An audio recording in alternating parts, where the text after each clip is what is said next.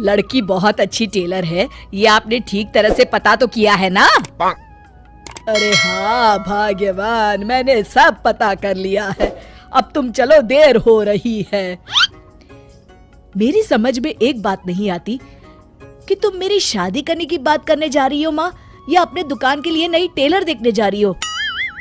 अरे चुप कर, अभी तू बच्चा है, दुनियादारी के बारे में तुझे कुछ नहीं पता। अरे तू तो एक प्राइवेट कंपनी में काम करता है, और प्राइवेट कंपनी का क्या भरोसा। लेकिन माँ, अरे तेरे पिताजी से पूछ ले, इन्होंने अपनी जिंदगी में कितनी नौकरी पकड़ी है और छोड़ी है। अरे वो तो मैं थी जो सिलाई करके घर चलाती थी। अरे बेटा, बुरा वक्त कभी फोन करके नहीं आता। टेलर बहू लाऊंगी तो मेरे साथ दुकान में सिलाई करेगी, समझा? चल अब। दोपहर होने तक तीनों लड़की वालों के घर पहुंच जाते हैं। सभी बातें और चाय पानी होने के बाद, बहन जी, आपका बेटा रोहित एक अच्छी कंपनी में काम करता है और अच्छी तनख्वाह भी है। बस हमें और कुछ नहीं चाहिए। हमें आपका बेटा बहुत पसंद है। हमें भी आपकी बेटी मीना पसंद है जी। मुझे लगता है हमें बच्चों को भी आपस में बात करने का मौका देना चाहिए। हाँ हाँ, आपने बिल्कुल सही कहा भाई साहब। जाओ बच्चों, बाहर जाके बात कर लो। अरे आप रुकिए जी। अच्छा ये बताओ बेटी, तुमने सिलाई कहाँ से सीखी है? जी, दीनानाथ इंस्टीट्यूट से। अरे बहन जी, मेरी बेटी इस मोहल्ले में सबसे अच्छी ब्लाउज सिलती है और एक से बढ़कर एक डिजाइन भी बना लेती है। अच्छा, चल बेटी, जरा तेरे हाथ की कारीगरी देख लेते हैं। अरे माँ, ये सब करने की क्या जरूरत है? अरे तू चुप कर। लोग ऐसे ही बड़ी बड़ी बातें करते हैं कि हमारी लड़की को तो सब आता है, बाद में असलियत सामने आती है। इसलिए मैं कोई गलती नहीं करना चाहती, तू चुप करके बैठ। मीना शांति देवी को 2-3 प्रकार के बढ़िया बढ़िया डिजाइनदार ब्लाउज बनाकर दिखाती है। ये देखिए, ये है प्रिंसेस कट। अरे वाह बेटी, मान गए तुझे। तू तो मुझसे भी अच्छा ब्लाउज सिल लेती है। चलिए बहन जी, हमें तो आपकी बेटी पसंद है। अब इसी बात पर मुंह मीठा कराइए। जी बिल्कुल। इस तरह रोहित और मीना की शादी हो जाती है। शादी के अगले दिन से मीना अपनी सास के साथ सारा दिन दुकान पर सिलाई करती रहती और अपने पति रोहित को जरा सा भी समय नहीं दे पाती थी। फिर एक दिन रोहित फोन करके मीना से कहता है, मीना, आज शाम को हम दोनों किसी अच्छे रेस्टोरेंट में खाना खाने चलेंगे। तुम तैयार रहना, मैं ठीक वक्त पर पहुंच जाऊंगा। ठीक है जी। शाम को रोहित जब घर आता है तो मीना सिलाई मशीन पर बैठी ब्लाउज सिल रही होती है। अरे ये क्या? मैंने तुमसे कहा तो था कि शाम को हमें रेस्टोरेंट में खाना खाने के लिए जाना है, और तुम हो कि सिलाई कर रही हो। हद हो गई।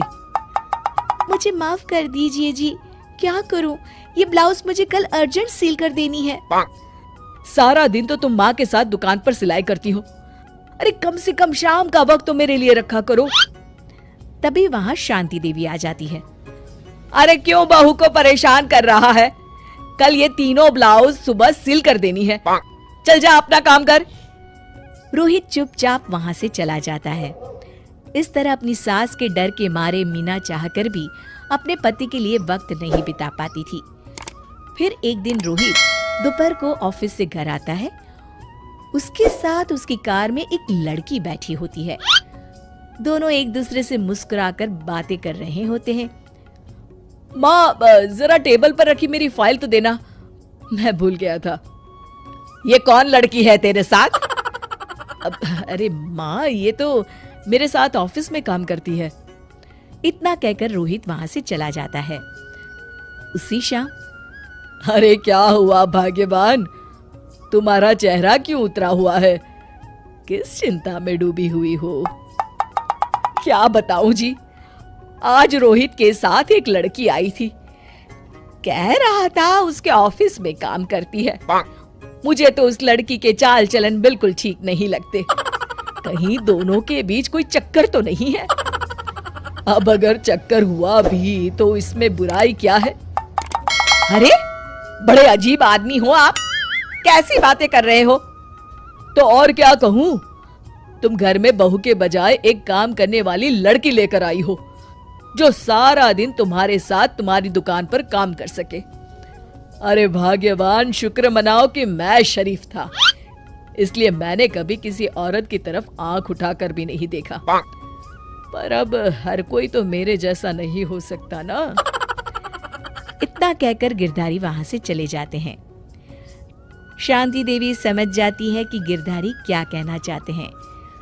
उसे अपनी गलती का एहसास हो जाता है और वो सोचती है जितनी जल्दी हो सकेगी वो अपनी गलती सुधार लेगी। और इसीलिए 2 दिन के बाद, रोहित बेटा, मैं चाहती हूँ कि कुछ दिनों के लिए तू अपनी ऑफिस से छुट्टी ले ले। क्यों, क्या हुआ माँ? अरे कुछ नहीं बेटा, मैंने तेरे और बहू के लिए शिमला की 2 टिकट बुक की है। मैं चाहती हूँ कि तुम दोनों कुछ दिनों के लिए बाहर घुमाओ। क्यों बहू, ठीक है ना? सासू माँ की बात सुनकर मीना का चेहरा भी खिल उठता है। वो शर्मा कर कहती है, जी माँ जी, जैसा आप ठीक समझे। और इस तरह शांति देवी पूरी तरह से बदल जाती है। शिक्षा, बहू को बहू नहीं बल्कि बेटी समझना चाहिए और ना कि